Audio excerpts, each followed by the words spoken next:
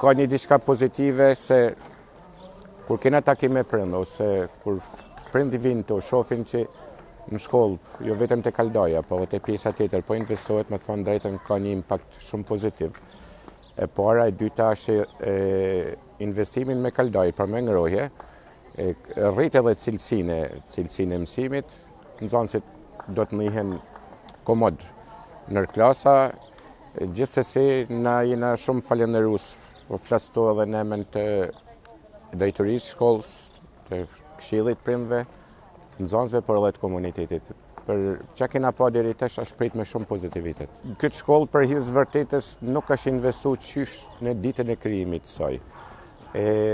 Po të shikoni sot ndoshta kanë tjerë punet, po e marrim qysh të obori.